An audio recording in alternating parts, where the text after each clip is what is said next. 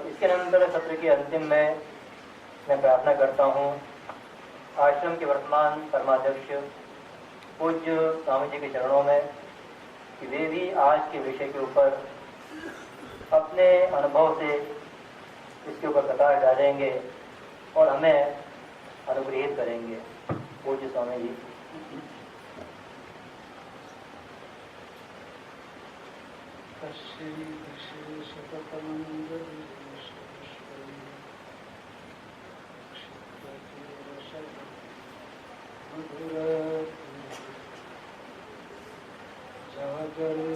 यत्र भगवान् गुरुचक्रवर्ती विश्वोदय प्रलयनाटकसूत्रधार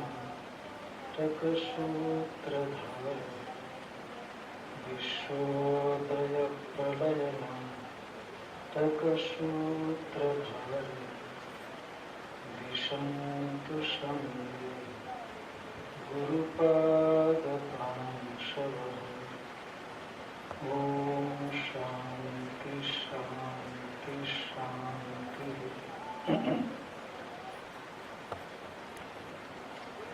कण कण में अनुष्ठित भगवान ओंकारेश्वर ममलेश्वर एवं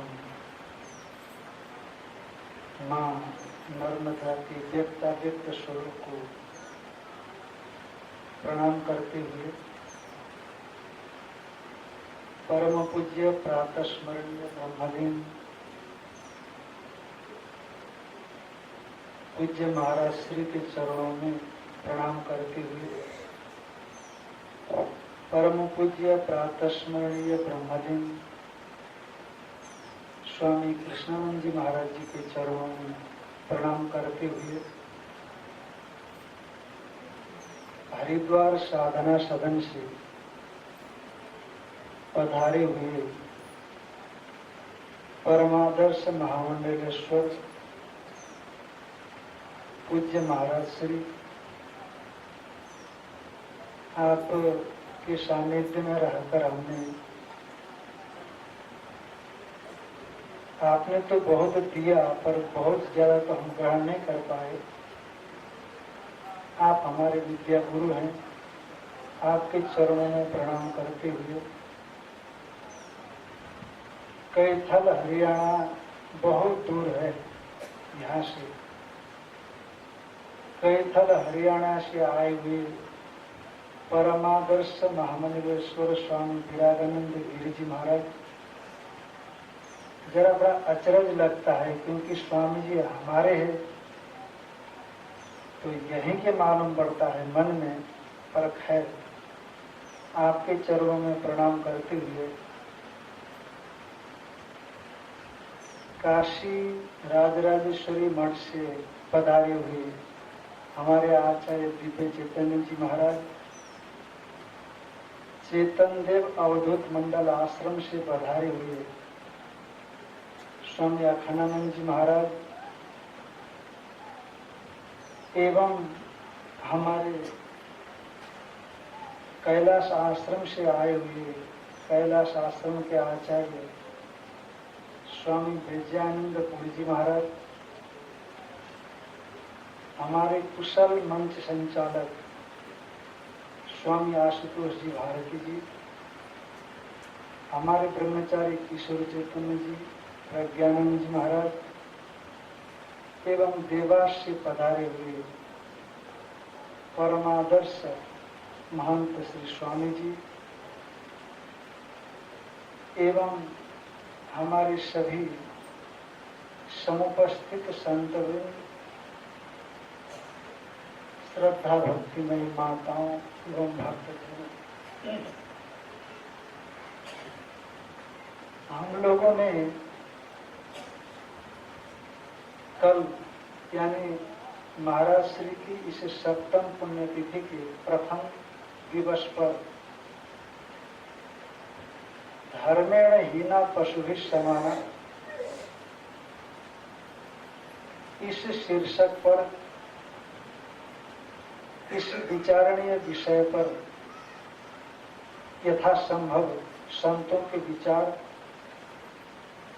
जो कि अत्यंत सारगर्भित थे, श्रवण किया और ग्रहण भी किया और उसको मनन करके उसको जीवन में लाने की कोशिश भी करेंगे। तो पहले दिन हम लोगों ने धर्म के विषय में चर्चा की, तो आज हमारे संतों ने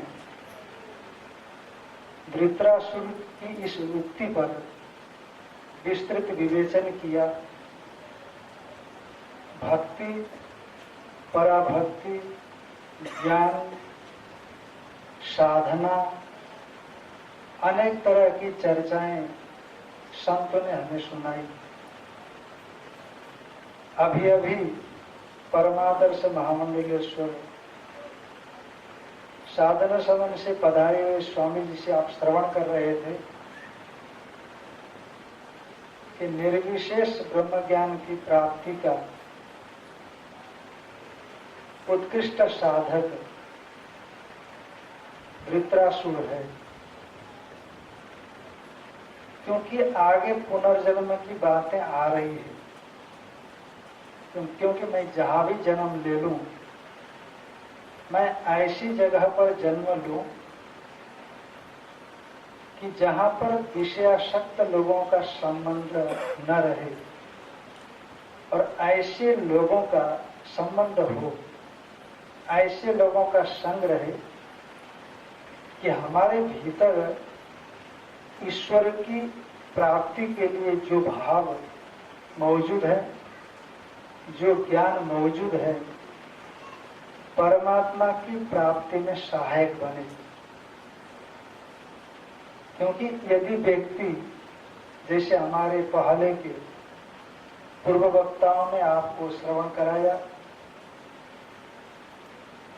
जैसे दही को पानी में डाल देंगे तो खराब हो जाएगा, पर दही को मथ करके मक्खन निकाल करके पानी में डालेंगे तो तत्काल खराब नहीं होता। मिट्टी का घड़ा जब तक पकाया नहीं गया तो पानी से उसको सुरक्षित रखने की जरूरत है। पानी पड़ा और घड़ा पिघल गया, पर जब ठीक ढंग से मिट्टी का घड़ा पक जाए तो आप सालों सुरक्षित ढंग से उसमें जल रख सकते हो, पर उससे घड़ा नहीं पिघलता। घड़ा जल का आधार बन करके जल को आश्रय दे देता है, क्योंकि पक गया है। उसी तरह से जब तक हमारा मन साधनाओं से परिपक्व नहीं हो जाता, उससे पहले अपरिपक्व साधना काल में यदि उसको सही संबंध नहीं मिले, सही संग नहीं मिला, सही साथी नहीं मिले, तो भटक सकता है। वो कभी भी अपने लक्ष्य से च्युत हो सकता है, गिर सकता है। इसीलिए यहाँ पर वृत्रासुर भगवान से सत्संग की प्रार्थना करते हैं। जैसे श्रीमद् भागवत महापुराण में दूसरे स्कंध में आप देखते हैं कि चतुश्लोकी भागवत है। चतुश्लोकी 4 श्लोकों में भागवत, उसी तरह से जो भागवत के अध्येता लोग हैं, इसको वृत्रासुर ने जो 4 श्लोक गाए हैं उसको भक्ति का चतुश्लोकी मानते हैं। जैसे ज्ञान का चतुश्लोकी है, उसी तरह से भक्ति का चतुश्लोकी। तो इसमें विशेष करके हमारे संतों ने जब इस बिंदु पर विचार करना शुरू किया तो इन 4 श्लोकों को विचार करने की कोशिश की और आपने सुना भी कि जैसे पहला श्लोक है, हमारे दिव्य चैतन्य जी महाराज ने कहा समर्पण समर्पण, शरणागति। और सचमुच आप पहले श्लोक में देखते हैं कि अहम हरे तब पादैक मूला दासानुदासो भवितास्मि भूय। आपके चरणारविंदों के दासों का भी मैं दास रहना चाहता हूं। हमारे आशुतोष जी महाराज ने बड़ा सुंदर समझाया कि ऐसा क्यों चाहते हो,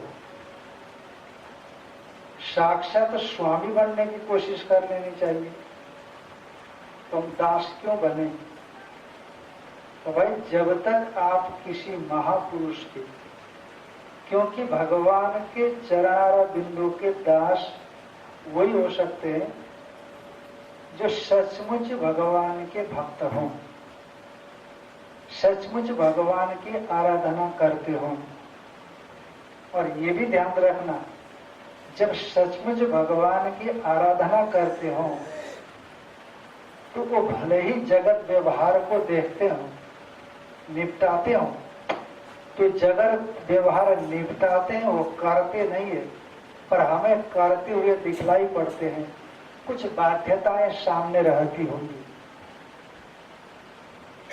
इसीलिए यहां पर वृत्रासुर अहम हरे तब पादैक मूला, मैं आपके चरणार बिंदों की ही अनन्य रूप से जो आराधना करने वाले आपके दास है, आपके भक्त है, आपके चिंतक है, ऐसे जो मुमुक्षु जिज्ञासु लोग हैं उनका भी मैं दास बनना चाहता हूं, मैं दास बन जाऊं।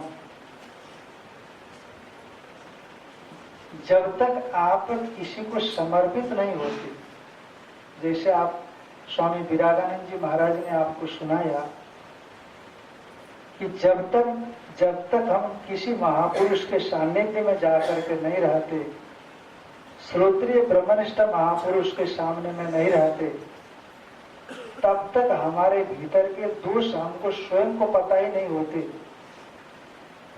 कि कौन सा दोष है। जब तक इन दोषों को हम अपने भीतर से दूर नहीं करते, चाहे शारीरिक दोष हो, चाहे मानसिक दोष हो, चाहे वाचिक दोष हो। आप जिस कपड़े को पहनते हैं, जब शुरुआत में आपने कपड़ा सिलाई तो कपड़ा बड़ा अच्छा था, पर धीरे धीरे धीरे उसमें मैल आने लगा, पसीने चिपक गए, धूल चिपक गई, हमने धोना बंद कर दिया, सफाई करना बंद कर दिया, तो वही कपड़े की स्थिति बदबूदार हो जाती है, दुर्गंधि युक्त हो जाती है। पर जब आप उसी कपड़े की सफाई करते हैं तो क्या कपड़े को सुंदर बनाते हैं, कुछ सुंदरता उस कपड़े में लाते हैं, या उस कपड़े में जो भी मैल आया था उस मैल को हटाते हैं। हम कपड़े में जो मैल आया उस मैल को हटाते हैं। उसी तरह से हमारे मन में, हमारे स्वरूप में ये मैल आ गया, तो इस मैल को जब आप हटाएंगे तो जैसे संत लोगों ने कहा, फिर आपका भजन स्वाभाविक ढंग से होने लगेगा। क्योंकि भजन में रुकावट क्या है, एक चीज ध्यान रखना, बहुत बार हमारा परिवार, हमारे धन संपत्ति भी भजन में रुकावट नहीं होती, और बहुत बार यही रुकावटें होती हैं। हमारे जितने भी ऋषि रहे उनका आप जीवन देखते हैं तो परिवार के भीतर रहते थे, पर फिर भी परिवार भजन के लिए रुकावट नहीं बनता था। कितनी बड़ी विलक्षणता थी। इसीलिए क्योंकि उसी परिस्थिति में रह करके उन्होंने अपने मन की सफाई की, और जब आपका मन साफ होता है तो दही से निकाला गया मक्खन के समान होता है, और वो मक्खन आप पानी में डाल दो खराब नहीं होता। वैसे ऋषियों का मन था, क्या उदात्त मन था उनका। तो इसीलिए हमारे भीतर में जो भी दोष है, मनोरविंदाक्ष दिदृक्षते त्वम, इसका व्याख्यान हमारे संत ने खूब कर दिया। तो इसीलिए जो भी हमारे में दोष है, वह दोष को जब तक हम नहीं निकालते तब तक आप भजन भी करते रहो, उतना हमें जीवन में लाभ नहीं दिखता। जैसे संत लोग ही सुनाते हैं, नहा करके बाहर फूल में लौट जाओ, फिर नहाओ फिर लौट जाओ, तो वो बराबर लेने देने के बराबर ही हो जाते हैं, ज्यादा अंतर नहीं पड़ता। तो उन दोषों को निकालेंगे कैसे? इसलिए बड़े ही विचारणीय बात है। महाराज श्री कहते थे, इसलिए महापुरुषों की सेवा करनी चाहिए और देव सेवा करनी चाहिए, गौ सेवा करनी चाहिए, क्योंकि ढेरों दोष हमारे भीतर पड़े हुए हैं, मन जाता ही नहीं उधर। जिधर कहीं आपने गुरु बना दिया, गुरु जी ने कहा ऐसा करो, अब आप कोशिश तो करते हैं पर मन जाता ही नहीं है। तो ऐसी स्थिति में क्या करें? बुद्धि है, आप समझ सकते हैं, बुद्धि से चीजों को समझना अपनी जगह है, और मन के भीतर की जो इच्छा है, हमारे अंदर की जो अभिलाषा है, ये दूसरी चीज है। बड़े बड़े शास्त्र के विद्वान हो जाते हैं, शास्त्र का व्याख्यान इतना सुंदर ढंग से कर देंगे। एक साधक जो शास्त्र को समझता है, हो सकता है कि वो न करे, परंतु मनोदशा आप देखेंगे तो दोनों तरह के मनोदशा की प्राप्ति होती है। बेहद संसारी भी दिखते हैं और ऐसे शास्त्र के पुरुष बहुत उच्च कोटि के साधक भी दिखते हैं। इसलिए ज्ञान तो चाहिए ही चाहिए, पर हमारे भीतर ज्ञान के साथ साथ उस ज्ञान को धारण करने की क्षमता चाहिए। यह क्षमता तभी आती है जब अपने भीतर के दोषों को हम हटाने की कोशिश करें, और अपने भीतर के दोष स्वयं को नहीं दिखाई पड़ते। बहुत बार जब आप सत्संग करेंगे, सत्संग करते समय भी हो सकता है कि बहुत दिन के बाद दिखाई पड़े, जैसे साधक का मन है, और वो दूसरों को आपके दोष दिखाई पड़ते हैं कि आप में कमी कहाँ है। जब आप ऐसे महापुरुष की सेवा करते हैं, भगवत भक्त की आराधना करते हैं, उस भगवान के दास बन जाते हैं, तब वहां से मालूम पड़ता है, क्योंकि वो चोट करता है आपके कमियों पर, वो ठोकर मारता है आपके अहंकार पर, क्योंकि वो आपसे कोई अपेक्षा नहीं रखता। जब निरपेक्ष होता है वो, और आपके सचमुच आपके भीतर जानने की जिज्ञासा होती है, कुछ प्राप्त करने की इच्छा होती है, तो उस ठोकर को फूल की वर्षा समझ करके आप ग्रहण करते हैं। हमने देखा, मैं कुछ दिन पंजाब में रहा, तो बहुत अच्छे संत थे, इतने विरक्त थे, अंदर से भी बाहर से भी। मैं कुछ दिन रहा उनके साथ, तो बार बार कहते थे कि मेरे अंदर कोई दोष हो तो बताओ।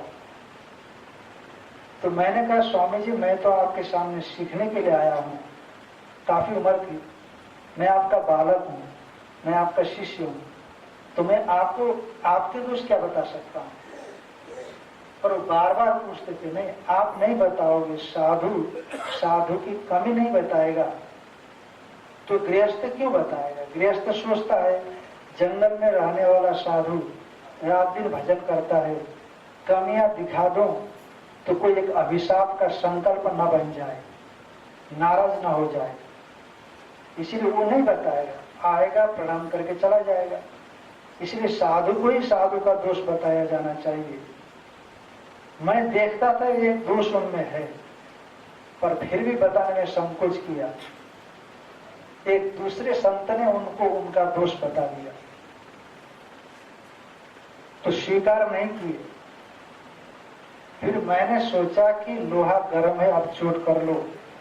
हमने कहा महाराज ये दोष तो मैंने भी देखा है, क्योंकि आप बारंबार मेरे से अनुरोध करते थे कि कोई दोष हो तो बताओ, तो मैं संकोच के मारे आपको दोष नहीं बताता था, पर ये दोष मैंने भी देखा है कि आपके अंदर है। थोड़ा चुप हो गए, तो बाद में 2-3 दिन के बाद बोले कि हाँ मेरे में ये दोष है, कैसे निकाला जाए। तो इतने अच्छे कोटि के संत है, 15, 20, 25 साल से गांव में सिर्फ भिक्षा करने के लिए जाते हैं और एक वस्त्र अपने शरीर में धारण करते हैं और रात दिन भजन ही चलता है उनका।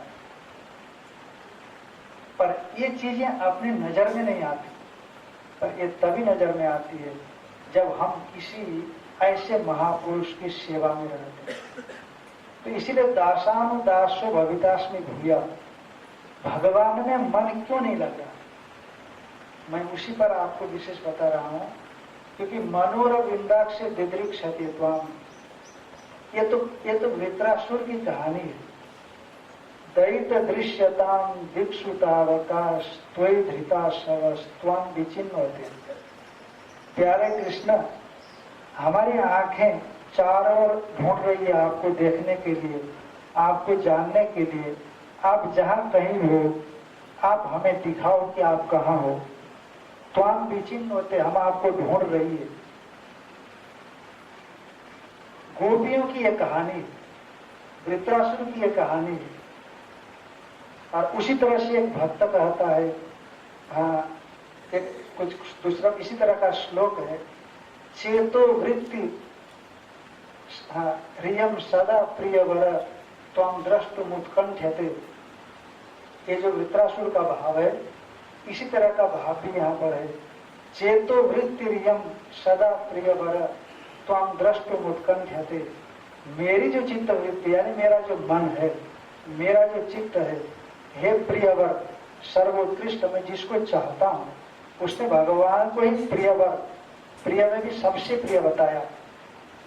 त्वं द्रष्टुम उत्कंठ्यते, आपके दर्शन करने के लिए बड़ा ही उत्कंठित है। तो ये तो इनकी कहानी है, इनकी कहानी से हमें क्या मिलेगा। पर इनके भीतर के जो दोष थे वो दोष हट गए। दोष के हटने से ये स्थिति उनके मन की पैदा हो गई। इसीलिए वृत्रासुर कह सकता है, गृणीत वाक् कर्म करो तो काया। मेरा मन निरंतर आपकी स्तुति करता रहे, मेरी बाणें निरंतर आपका गान, गुणों का गान करते रहे, और मेरा शरीर आपसे संबंध रखने वाले कर्मों का ही संपादन करते रहे। तो इस प्रकार एक जो शरणागति का भाव है, जैसे आशुतोष जी ने कहा, मन से, वचन से और कर्म से, यदि आप कल्पना करके देखो कि ये तीनों चीज यदि आपके इष्ट के साथ अभिन्नता के साथ जुड़ जावे तो क्या होगा। जैसे साधन चतुष्टय बताया हमारे वेदांतों में, ऐसा लगता है वृत्रासुर में ये साधन चतुष्टय संपत्ति है। वैराग्य तो है ही, वैराग्य तो संतों ने बता दिया, न नाक पृष्ठम न चपारमेष्ठम न सार्वभौमम न रसाधिपत्यम। अपन तो कल्पना भी नहीं किए हैं कि ऐसी ऐसी चीजें होंगी। जो उसने यहाँ का तो वैभव उसके पास था ही, पर शास्त्रीय वैभव के विषय में भी यहाँ से लेकर के ब्रह्मलोक तक उसको पूरी तरह से वैराग्य की स्थिति। भगवान को चाहता है, नित्य नित्य वस्तु विवेक है, और यहाँ से हिरण्यगर्भ तक उसको कोई चाह नहीं, वैराग्य है। और सिर्फ भगवान को देखना चाहता है, सम दम तितिक्षा उपरति, भगवान में समाधान भी है। और दिदृक्षते द्रष्टुम इच्छति, देखना चाहता है, मुमुक्षा भी है। अब सिर्फ भगवान को छोड़ करके दूसरा उसको कुछ भी नहीं चाहा, कोई भी चाह नहीं है। तो बहुत ही एक उत्कृष्ट स्थिति है, हमारे कल्पना से परे की स्थिति है। इसीलिए जैसे हम लोग श्रीमद् भागवत में श्रवण करते हैं गोपियों के विषय में कि गोपियां गौ का दूध दुहती थी, दही बिलोड़ती थी और लिपाई करती थी और बच्चों को झूला झुलाती थी, बच्चों को नहलाती थी, बच्चों को खिलाती थी, घर में झाड़ू लगाती थी और इत्यादि इत्यादि तमाम तरह के काम करती थी। पर क्या करते हुए करती थी? गायन्ति चैन मनोरक्त धियोश्री कंठ्यो धन्या ब्रज स्त्री उरुक्रम चित्तयाना। वो ब्रज की स्त्रियां बड़े ही धन्य है, वो बड़े ही स्तुत्य है, बड़े ही श्लाघनीय है कि उनका चित्त निरंतर भगवान उरुक्रम कृष्ण में लगा हुआ था। गायन्ति चैन, कृष्ण का ही गान करती थी, ये सब काम करती थी, एक करते हुए भी कृष्ण का ही चिंतन करती थी। और कैसे चिंतन करती थी? जैसे अपन महिमन पाठ में बैठते हैं, मुख और वाणी से तो महिमन चल रहा है, उसी तरह से वो भी करते थे। कहते नहीं, अनुरक्त धिया, बिल्कुल अत्यंत उनका मन भगवान के चिंतन में डूब जाता था। कभी तो काम करना ही भूल जाती थी, इतने अच्छी तरह से भगवान में डूब जाता था क्योंकि उनके मन का दोष निकल गया। गायन्ति चैन मनोरक्त धियोश्रु कंठ्यो। भक्त लोग जानते हैं, भक्ति शास्त्र में आप देखते हैं 8 प्रकार के भाव हुआ करते हैं। जब भक्त को अपने भगवान के विषय में, इष्ट के विषय में भाव बनने लगता है तो आंख से आंसू गिरने लगते हैं, रोंगटे खड़े हो जाते हैं, नाक आंख मुख बहाने लग जाता है और रोंगटे खड़े हो जाते हैं। 8 प्रकार के भावों की बातें शास्त्रों में आती है। तो उसी तरह से अश्रुकंठ, गदगद कंठ हो रहा है, उनका कंठ में आवाज निकालने में कठिनाई हो रही है। गायन तो कर रही है पर आवाज जरा स्पष्ट नहीं निकल रहा है। जैसे किसी को बड़ा शोक हो गया हो, किसी का कोई मर गया हो तो बोलना चाहता है, बोल नहीं सकता, बारंबार उसकी याद आती है। जब बारंबार उसकी याद आ जाती है तो फिर वो कंठ अवरुद्ध होने लगता है। तो ऐसी जब स्थिति हो जाती है, ये गोपियों की स्थिति है। पर हम उन गोपियों की तरह, जैसे हमारे संतों ने किसी ने पहले कहा था, जैसे ज्ञानियों के स्वाभाविक लक्षण होते हैं वो साधकों के लिए साधन होते हैं, उसी तरह से एक गोपियों का जो स्वाभाविक लक्षण है वो हम लोगों के लिए साधन है। यदि हम भी हमारे जो व्यवहार है उन व्यवहारों को, जैसे गोपियों ने व्यवहार तो किया पर साथ में भगवान के साथ अनुरक्त बुद्धि रख करके, भगवान के प्रति अत्यंत अनुरागपूर्ण बुद्धि रख करके किया, तो हमारे लिए भी ये साधन है। तो इसीलिए ये हमारी साधना है। तो आप सब इस चीज को समझ रहे हैं। और वृत्रासुर की जैसी मानसिक स्थिति बनी, वैसे मानसिक स्थिति बनाने के लिए हम लोगों को भी ये भक्ति के जो 4 सूत्र है, भक्ति के भी जो 4 सूत्र है, शरणागति, वैराग्य, सत्संग और पूर्ण प्रेम। ये जो पूर्ण प्रेम, ये 4 चीजें हैं। इन 4 चीजों पर ध्यान देने की जरूरत है, उसको हमें अपना साधना बनाने की जरूरत है। बड़ा ही सुंदर बात है, हमारे सभी संतों ने हम लोगों को श्रीमद् भागवत के इस पवित्र जो विचार है, पवित्र चर्चा है, इस पर अपने अपने विचार रखे और बड़ा ही सुंदर ढंग से श्रवण करने का अवसर मिला। तो हम भगवान ओंकारेश्वर से, ममलेश्वर से, मां नर्मदा से, अभयेश्वर भगवान से यही प्रार्थना करते हैं कि संतों के मुखारविंद से जो वाणी निकली आप हृदय पटल पर नोट करके ले जाओ और अपने जीवन को उसी तरह से बनाने की कोशिश करो, भगवान से प्रार्थना करो।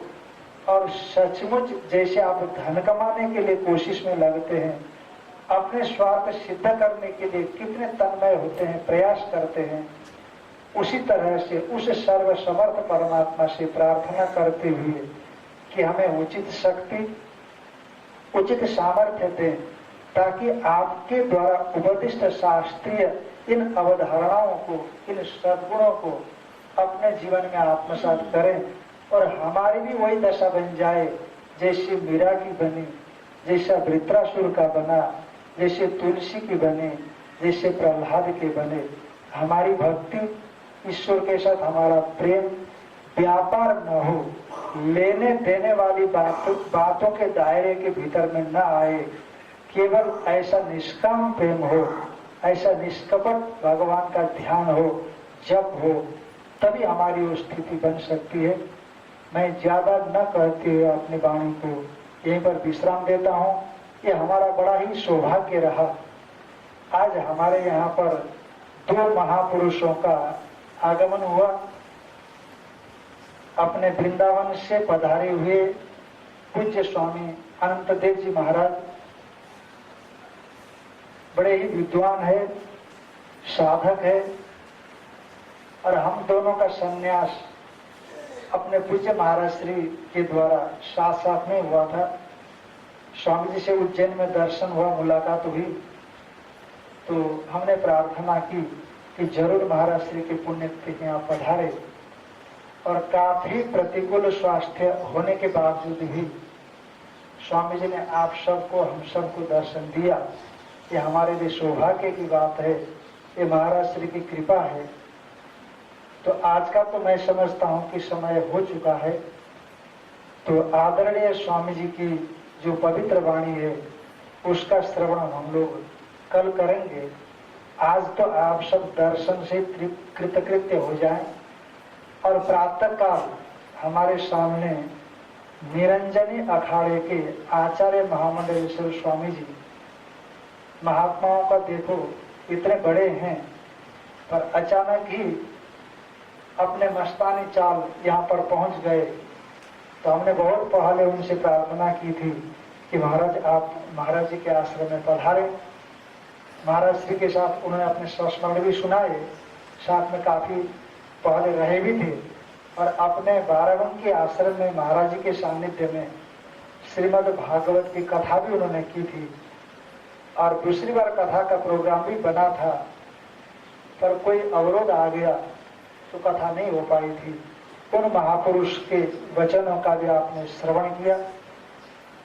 तो आज का कार्यक्रम अब हमारे आशुतोष जी आगे बताएंगे। हरिओम तत्सत, हरिओम तत्सत। परम पूज्य स्वामी जी ने हमें समझाया, जो हमारा मन जब तक कच्चा है, कच्चा घड़ा है, तो हम प्रयास करें निरंतर सत्संग से उसे संभालें। जब मन अशुद्ध होता है तो उसमें समस्या हो सकती है, पर जो मन हमने शुद्ध कर लिया मन, तो मक्खन जैसा हो जाता है और संसार में रह के भी उचित नहीं होता। और जैसा भाव वृत्तासुर का, गोपियों का था, भक्तों का, वैसा हम बना पाए, इसका उपाय जो ऐसे महापुरुष भक्त हैं उनकी सेवा, उनका संग, ये हमें बड़े सुंदर ढंग से समझाया स्वामी जी ने। तो आज का ये सत्र था, ये संपन्न होता है। तो जो हमारा इस कार्यक्रम का द्विदिवसीय जो कार्यक्रम था सत्संग का विषय लेकर के, ये यहाँ पूर्ण हुआ। और कल का जो कार्यक्रम है एक बार आप सुन लीजिए। कल यहाँ 7 से लेकर के 7:40 सुबह 6 बजे से मंदिर में रुद्राभिषेक होगा। उसके बाद 7 से लेकर 7:40 तक यहीं पर भजन कीर्तन होगा। तो जो भी लोग माताएं पुरुष भजन गाना जानते हैं यहाँ पधारें और गाएं, और बाकी आके उसका श्रवण करें। फिर 8 बजे 7:40 से 8 बजे तक हमेशा की तरह कठोपनिषद का पाठ करेंगे हम लोग मिलकर के, और उसके पहले अध्याय का हम पाठ करेंगे। और उसके उपरांत 8 बजे से लेके लगभग 11 बजे तक संत अभी पधारे हैं, कल और भी आएंगे भक्ता लोग, तो वे सभी अपनी अपनी ओर से महाराज जी को अपनी श्रद्धांजलि प्रदान करेंगे। और उसके बाद फिर जो भंडारा होता है वो होगा। ये जो कार्यक्रम है आप ध्यान रखिए, और यहाँ पर प्रयास कीजिए कि 7 बजे उपस्थित हो जाए। एक व्यवहारिक सूचना भी है बीच में, जिन लोगों की गाड़ियाँ कार आदि खड़ी हैं कहीं रास्ते आदि में, तो उनसे प्रार्थना है कि अपनी गाड़ियाँ को ठीक ढंग से खड़ी कर दें, जिससे रास्ता अवरुद्ध न हो। जो वहाँ संत होंगे व्यवस्था में, उनसे पूछ लें कहाँ रखना है। और इसके साथ ही जो भी वाहन चालक हैं और वाहन के जो स्वामी हैं, तो वे लोग अपने अपने जो मोबाइल नंबर हैं और गाड़ी नंबर, तो कृपा करके जो ऑफिस है वहाँ दे दें, जिससे कल यदि जरूरत पड़ेगी हटाने की कहीं तो संपर्क हो सके। तो जितने भी लोगों की गाड़ियाँ हैं यहाँ पर, इसका सब ध्यान रखें। अभी जाके उन्हें ठीक रख दें पूछ करके, तो अपने नंबर दे दें ऑफिस के अंदर। यही हमारा सत्र संपन्न हो रहा है। ओम पूर्णमद पूर्णमिदं पूर्णात् पूर्णमुदच्यते पूर्णस्य पूर्णमादाय पूर्णमेवावशिष्यते। ओम शांति शांति शांति। शंकरं शंकराचार्यं केशवं बादरायणं सूत्रभाष्य कृतो वन्दे भगवन्तो पुनः पुनः। ईश्वरो गुरुरात्मेति मूर्तिभेदविभागिने व्योमवद्व्याप्तदेहाय दक्षिणामूर्तये नमः। ॐ शान्ति शान्ति शान्ति। ॐ नमः पार्वतीपतये। हर हर महादेव।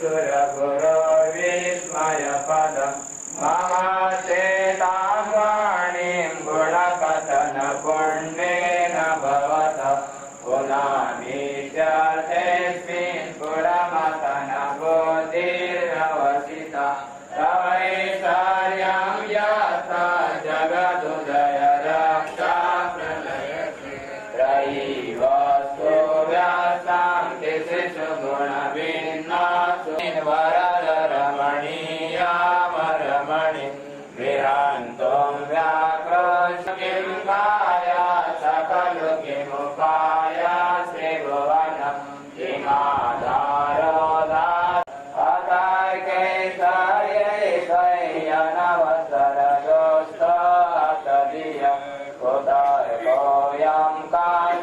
मुखरयति मां प्रत्यमरवर संशेरत इमे त्रयी साङ्ख्यं योगा पशुपतिमतं वैष्णवमिति प्रवीणे प्रस्थाने परमिदमदापात्यमिति च रुचीनां वैचित्र्यादिजकुटिलनानापचजुषा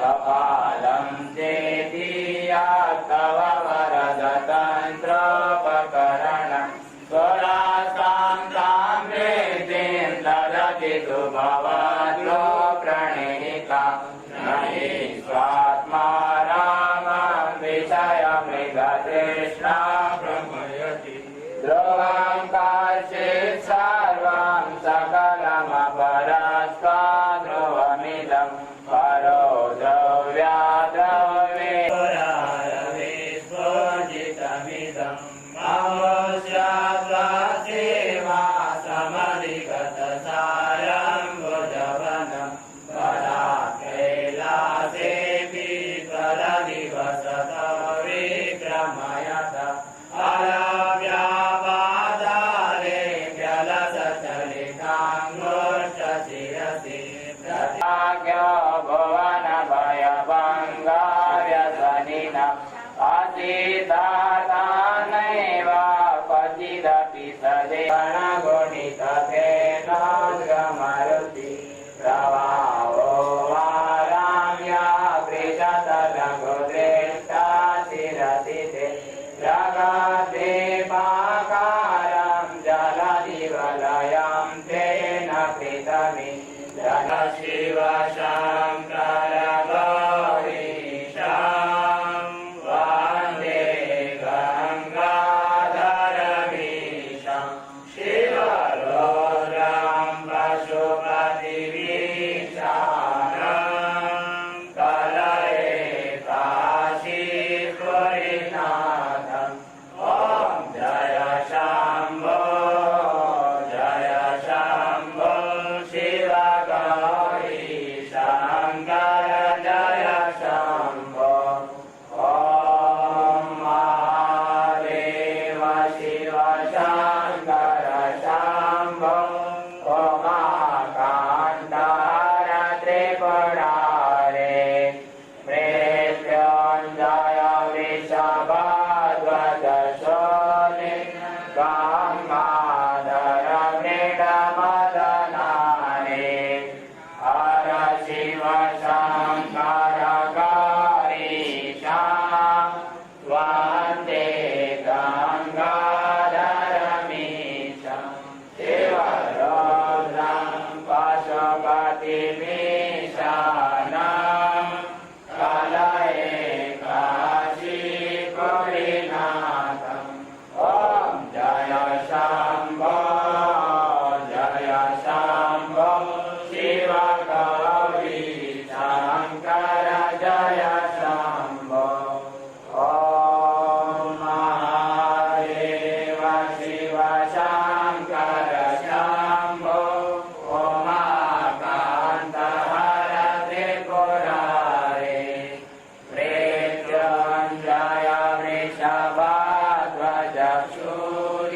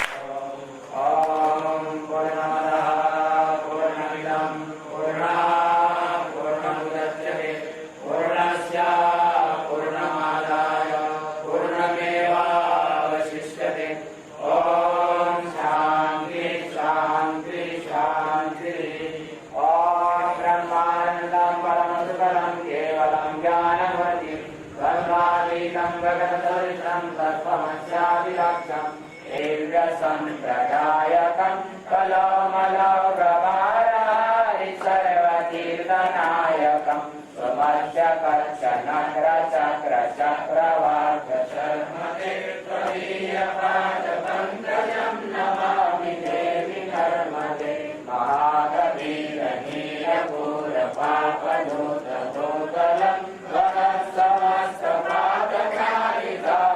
वनसमस्तपादकारितारितापदाचलं जगल्लये महामये मृकण्डशून्यधर्मदे त्वदीयपादपङ्कजं नमामि देवि नर्मदे कथं तदैव मे भयं कथं भवीक्षितं यदा मृकण्डशून्यशौनकासुरारिसेवि सर्वदा पुनर्भवान्ति जन्मजं भवान्ति दुःखवरमदे त्वदीयपादपङ्कजं नमामि देवि नर्मदे अलक्षलक्षकिन्नरामरासुरादिकोटितं सुलक्षणीरधीरधीरपक्षिलक्षपूजितं वसिष्ठशिष्टदिक्बलादकर्दमादिशर्मदे त्वदीयपादपङ्कजं नमामि देवि नर्मदे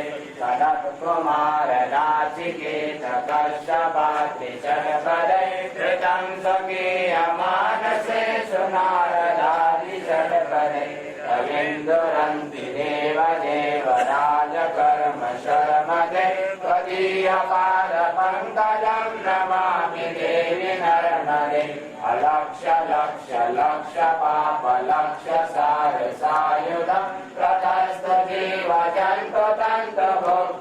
ततस्तजीवजन्तुतन्तुभुक्तिमुक्तिदायकं विरञ्चि विष्णुशङ्करा स्वकीय रामवर्मदे त्वदीयपादपङ्कजं नमामि देवि नर्मदे अहोमृतं स्वनं श्रुतं महेशकेशजातके किरातसोतवाडवेश पण्डिते सटे नटे दुरन्तपापतापहारि सर्वजन्तु शर्मदे त्वदीयपादपङ्कजं नमामि देवि नर्मदे निरन्तो नर्मदाष्टकं द्विकालमेव ये सदा पठन्ति ते निरन्तरं नयान्ति दुर्गतिं कदा सुलभ्यते दुर्लभं महेशधाम गौरवं पुनर्भवानरा वै विलोकयन्ति रौरवं त्वदीयपादपङ्कजं नमामि देवि नर्मदे त्वदीयपादपङ्कजं नमामि मात नर्मदे हर ॐ नारायणं पार्मभवं वसिष्ठं शक्तिं आचार्यं केशवं बादरायणं स्तोत्रभाषकृतं वन्दे भगवन्तौ पुनः पुनः ईश्वर गुरुरात्मेय सिद्धेश्वर पादुकाभ्यो नमो नमः श्री गुरुपादुकाभ्यः ह्रीङ्कारयुक्त श्रीकारघोरातमहाविभूत्या ओङ्कारमरमाररिवारिणीभ्यः नमो नमः श्री गुरुपादुकाभ्यः अनन्तशोभासमलङ्कृताभ्यः अनन्तपुण्याव्रतया प्रदाभ्यः कोटिकोटिमहाव्रता कोटिकोटिमहादानां परास्ति पादुकास्मृति महारोगे महोत्पाते महादुःखे महाभये महापदे महापापे स्मृता रक्षति पादुका अग्रे वर्तते यस्य सदा श्रीपादुकाप्रिये श्रीपादुकां देवी यो वाजपति भक्तिता सर्वकामोपरहिता प्राप्नोति परमां गतिम् सुशीलवाक्यसुशीलवायो भक्त्या स्मरति पादुकाम् अनायासेन धर्मार्थ काममोक्षाङ्गदेतस प्रबन्धना साधुकेऽपि समाख्याता मम तत्त्वं कुलेश्वरी ॐ शान्ति शान्ति शान्ति श्रीराम श्रीराम जय राम जय जय राम। ॐ श्री परमा परमात्मने नमः। अतः श्री योग वासिष्ठ उपशम प्रकरणम। जो गरुड़ पर आरूढ़ और चार शक्ति अर्थात धर्म अर्थ काम मोक्ष से संपन्न चारों हाथों में शंख चक्र गदा और पद्म धारण किए श्याम रंग है, चंद्रमा और सूर्य की नाई सुंदर नेत्र है और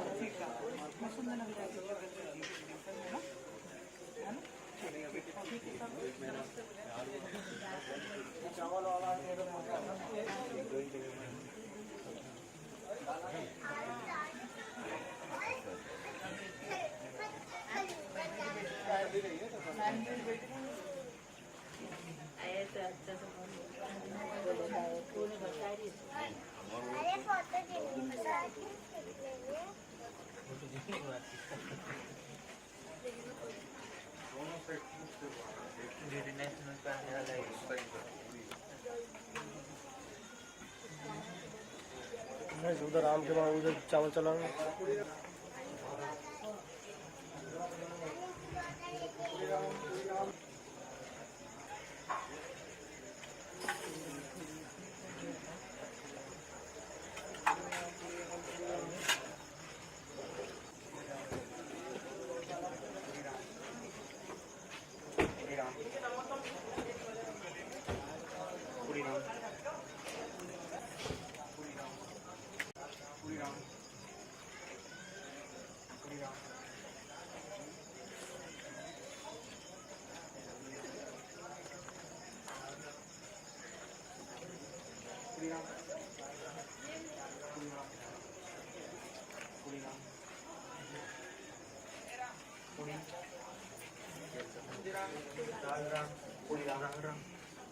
दाल राम